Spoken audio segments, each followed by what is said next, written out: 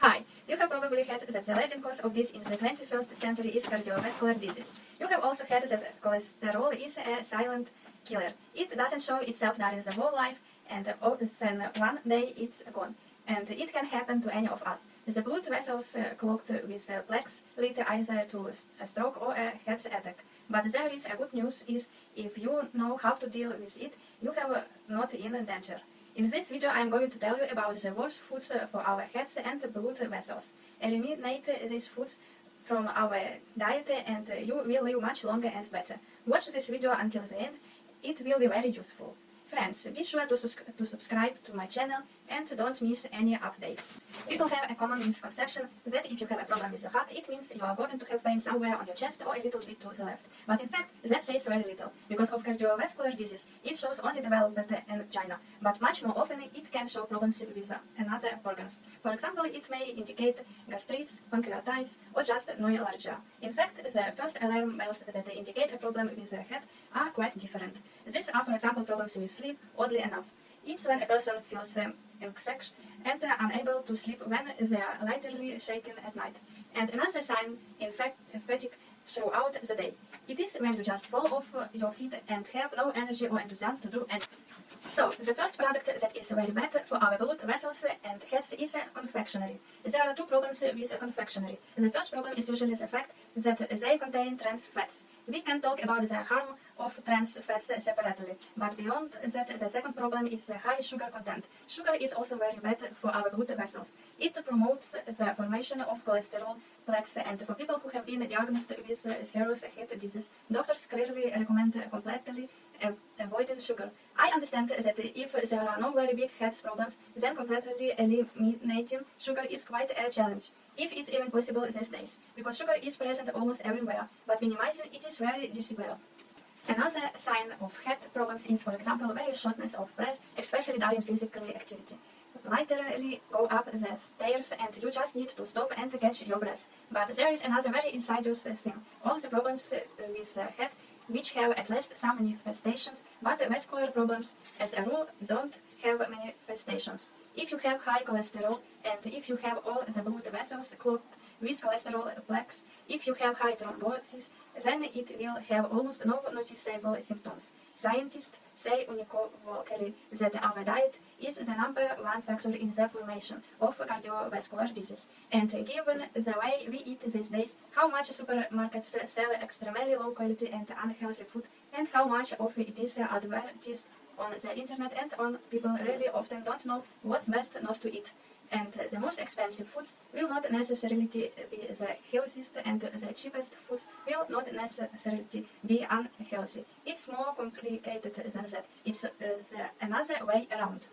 The next item is fast food burgers. It wouldn't condemn all fast food in general because fast food is different. There is even fast food that is relatively harmless. Also, it's pretty rare, but if you really look, you can find some good dishes. What's wrong with a fast food hamburger? In these hamburgers common a double combination of saturated fat and carbohydrates. In addition, those cutlets that are in hamburgers, as a rule, are not made from the highest quality ingredients. Moreover, they are very actively fried in oil to be a more juicy, fattening, and crispy crust. It is all delicious, but it's not a very healthy diet.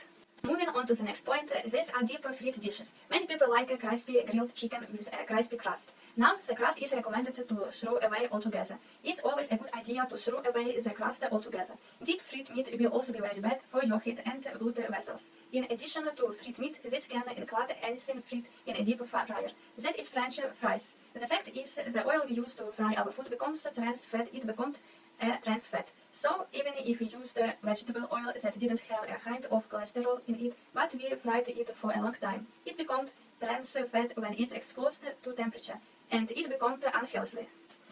The next point is margarine and in general any trans fats. For a while, nutritionists had this idea that animal fats have a lot of cholesterol and so it's better not to eat them, and vegetable fats don't have it.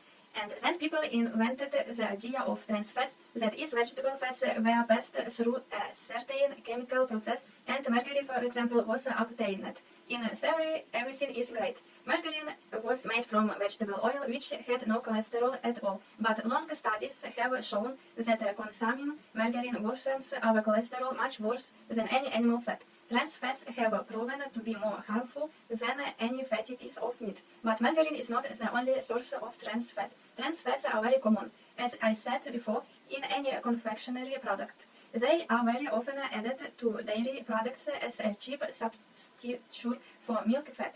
They can also be present in baked goods, especially in fatty cookies. Spenders are also found in processed meats. You should also reduce your intake of smoked meats and foods that contain starch. And what else is special about sausage products is a high salt content. Just a few slices of ham can contain a daily dose of salt. While it has been proven that high salt intake contributes to high blood pressure, and high blood pressure means a higher likelihood of blood clots. Separately, let's talk about sugar. Sugar is very bad for our blood vessels because it increases the likelihood of inflammation, which will lead to blood clots. And sugar is everywhere, including in so-called healthy breakfasts. For example, oatmeal or cornflakes with sugar. Often these breakfast cereals are very healthily flavored with sugar to make them taste better. What's more, eating sugar entails an even greater desire to eat more of it. Sugar is peculiarly addictive, and sweet eaters are really sugar addicts. One of the largest producers of breakfast cornflakes in America, when he started his business, didn't add sugar. But as soon as he started adding it, so sales instantly went up several times over. This is a well-known story. That's why all the other manufacturers immediately started adding sugar to everything.